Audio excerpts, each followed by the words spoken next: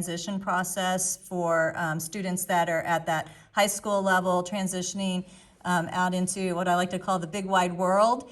And as they work towards that goal, how we can support them from that end. Now, I would like to say that even as a middle school teacher, it's not something I really thought a lot about, and I know we have some elementary teachers as well on here, but I think it's, we've been discussing as a team, it's very pertinent to us to kind of know the end game, where are the students going, and having that opportunity to support them even at a younger age to kind of get them where they're headed. So that's why we've asked you to be on here today.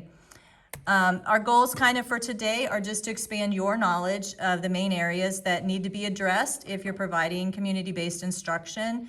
Also to help you understand the importance of involving students in that transition process.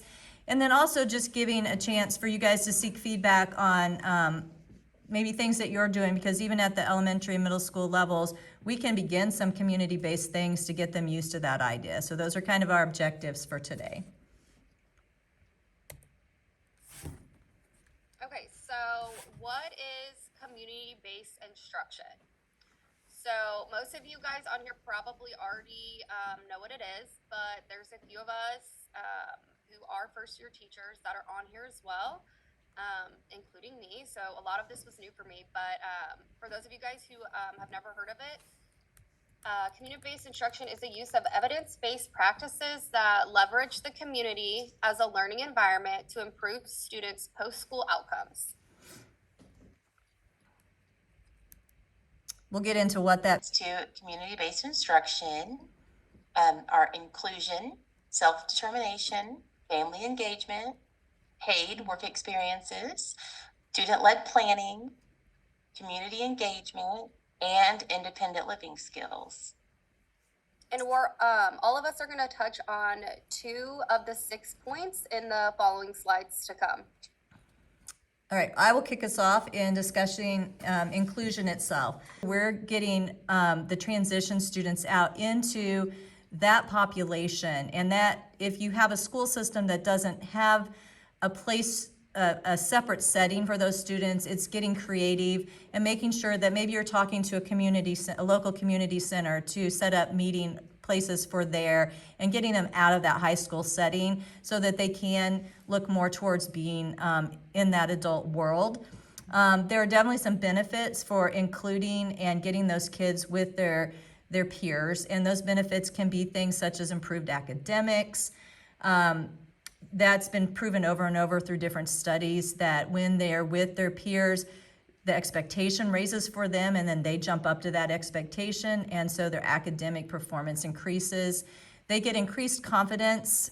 They have a sense of community that they would not have when they're being isolated, like in a smaller group setting.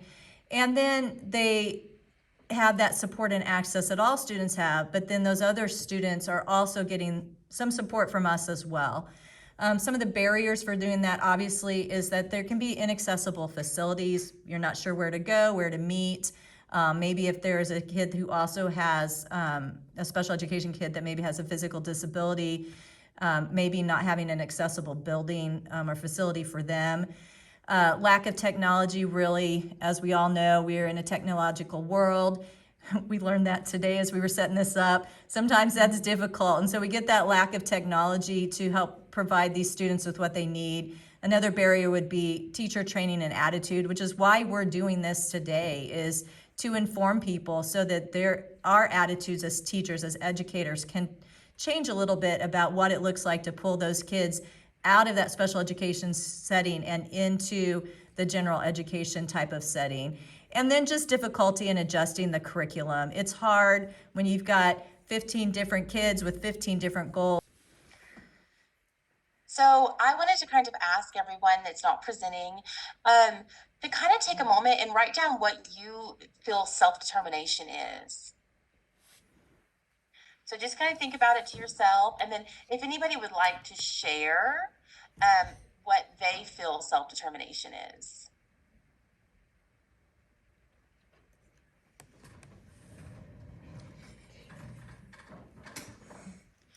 So Robin, Mackenzie, or Lindsay like to share You can just say what that they out feel loud. self-determination is?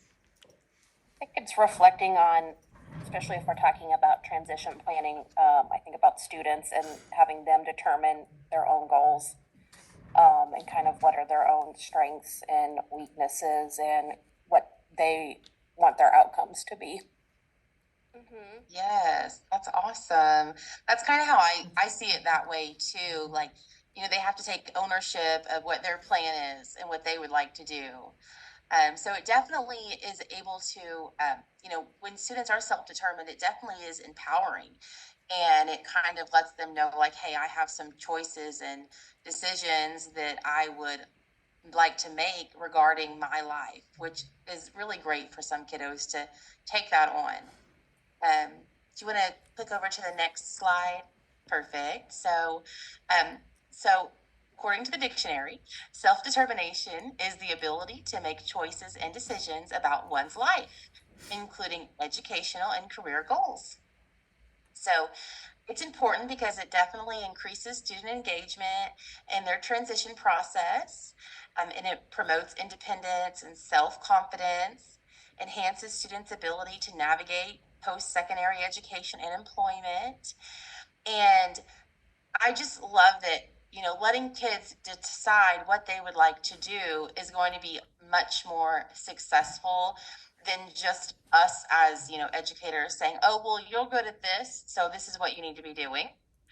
So I love that, we're helping these students empower themselves and make decisions for themselves. And evidence-based practices, so self-advocacy training is great to teach the students, like, hey, these are my needs when I am in this class, or these are my needs when I'm in this job. And then self-determined learning, supporting students in settings and achieving personal goals. And then person-centered planning involves the student in creating their own transition plans. I always invited my students to their IEP meetings and things and talked about their goals with them weekly, because you can't hit a target if you don't know what it is or you can't see it. So now I'm just going to touch a little bit on our independent living skills. So why is independent living skills so important? Can anybody kind of chime in and give me a definition as to why they think they're so important? So ultimately, like with any child who is either special needs or not, we never know if they're going to be on their own or not, but providing those skills to them helps them prepare for those moments that they may need to do things on their own without the help from like caregivers or parents, teachers, whoever. Yeah, absolutely. I think that is a perfect example. So self-care, independent living skills are skills necessary for management of one's personal self-care and daily independent living skills. So some of those include like your basic financial skills, management of self-care, healthcare, things such as that. How to provide transition services. So collaborative partnerships must be developed with community supports, including schools, community rehabilitation providers, local agencies, and service providers. So that would include like VR. I don't think so. No. Okay, Doing good. so how can educators improve the success rate at which individuals with disabilities achieve their educational, independent living, and employment goals? So for one, they can provide instruction as needed based on assessment data. So we use assessments a lot in our field. We can also provide individual small group or whole group class instruction in independent living and self-care skills when appropriate. We can provide instruction in self-care, independent living skills in multiple settings, including the general education, special education, and community. And we can provide students multiple opportunities to practice independent living skills throughout the school day in real life situations using real life materials and equipment.